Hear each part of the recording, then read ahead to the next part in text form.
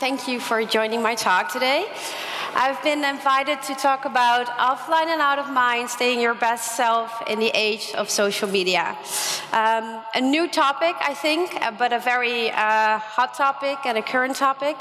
I'm not going to talk about my business or anything like that, so it's also a bit new for me. I'm going to talk about myself and the people in my company. We're on the Project U stage, so here we go, 20 minutes. So I'm Maddie, and I spent my work life and my personal life on social media. That's about 50 hours a week and 3,000 hours a year, and that's a lot. Obviously, I'm not on there all the time, but the time we spend on social media is increasing. And I'm not complaining, I love it. I mean, I've built a business model around it, so I mean, I'm not complaining, but there's also a counter side to it. And I want to talk about it today, what we as a company do to stay healthy and make our people aware of what social media can do, also from more of a negative point of view. So I'm the founder of IMA, Influencer Marketing Agency. And here you see a part of my team. And we lead the way how brands work with influencers and social media around the globe. And all of these people are on social media, but not only in their private life, they're also scrolling through Instagram, newsfeed, Facebook posts, checking live posts during their work life. So that gives quite some stress and a lot of, there's a lot of things happening and going on. And there are 75 of them. There are 75 young, eager, international millennials, digital natives. So how do we make them aware of what social media is doing so that it's not only a super powerful tool, but there's also some negative press around it, talking about millennial burnout, idealization of perfection. So how do we deal with that? And let's state I'm not an expert, but I can tell you how we work with it and how we take the responsibility for our team. So I think it all starts with staying your best self. And as a manager, I think it starts giving the best role model. So if you give a good example, set a good example, the team will follow. So let's start with my personal story. How do I stay my best self as an entrepreneur, but also in the age of social media? Let's take you a step back. This was actually a funny moment for me, an eye-opener. This is a Gmail statistic rollout. Everyone can do it if you're using Gmail. And it shows you who in the company is a top email sender and receiver. And I was number 1 and 2 in both of them. And I was like, okay, am I actually putting myself first? Because if I look at this overview, I think I'm working quite hard and I'm putting myself way too much in my laptop, in my email. Let's slow it down and sort of rebalance work life and social life. So I started to let go a little bit more, sort of a digital detox. And I think that's really, really important. Something that I do myself, but also that we advise to our team members. So switching off work, laptops, and phones over the weekend, and also during night times. And it may sound easy, but a lot of people don't do it, and it will still give your brain a lot to still work on and go on with. So really, really, really letting go is important to us. So putting yourself first instead of putting your work first. Because overall, we're spending 90,000 hours in our lives working, and that's a lot. So we better spend those working hours in a healthy and in a nice way. And we have to take this fact serious that there are a lot of health conditions going on, because the burnout situation is a reality, and we're also having it a lot of happening in our company. So I think it's something to openly discuss and talk about. Something that I did recently myself is I actually took a sabbatical.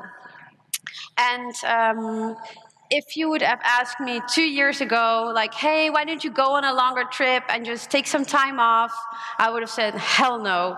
I'm building a company. I have to work, work, work. I have to, you know, be ambitious, build a career.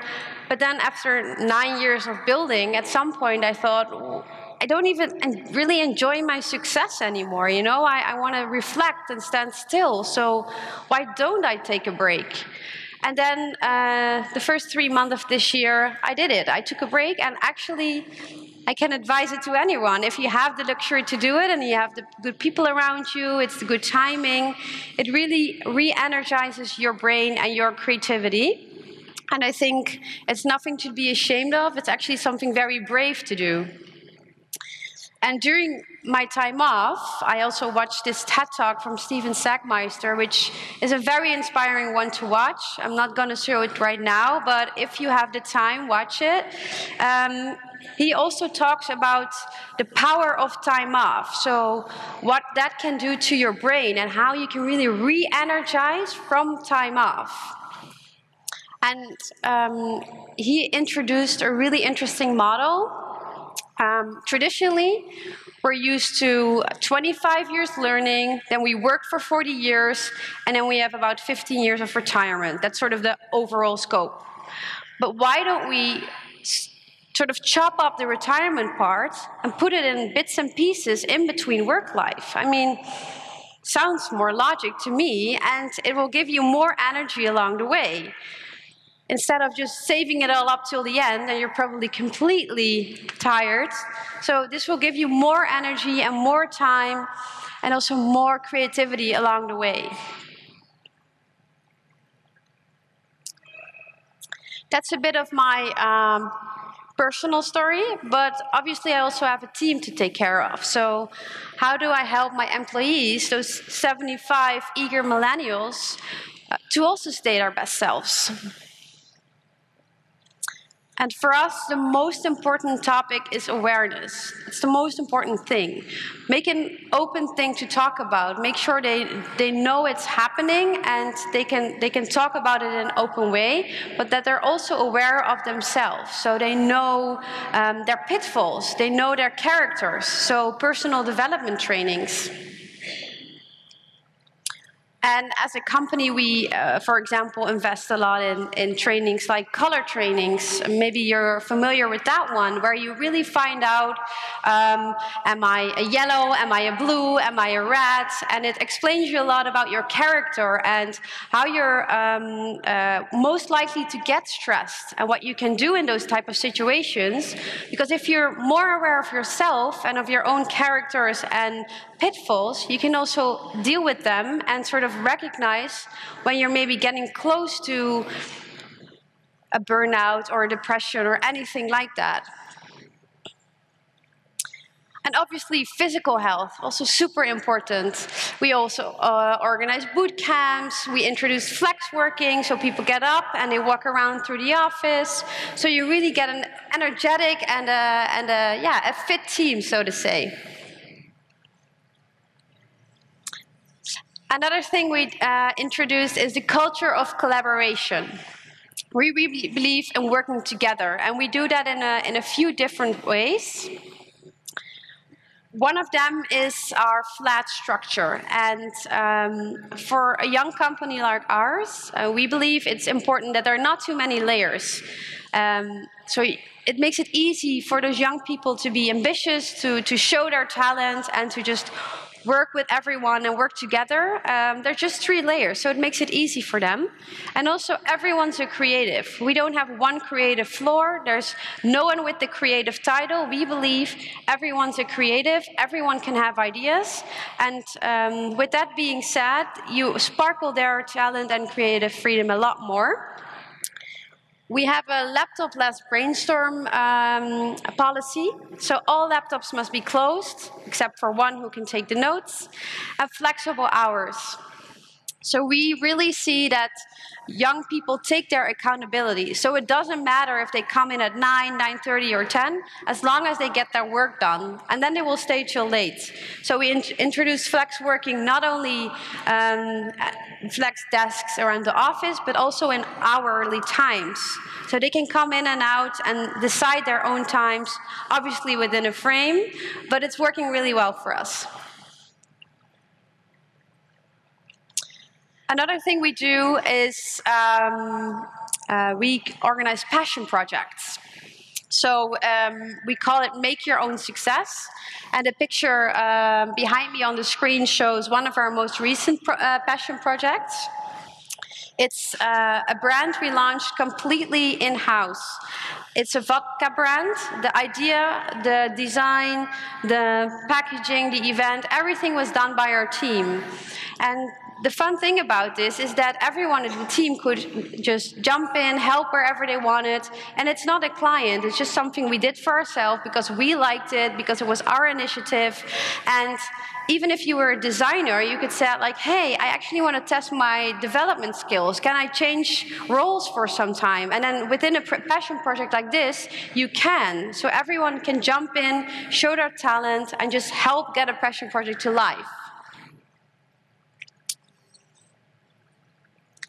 We also work towards the goal of a healthier environment for millennials in our work. So not only in our work environment, but also in the campaigns that we do. I mean, obviously, we try to keep it separate. And people also often ask me, like, do you know all the influencers in your network?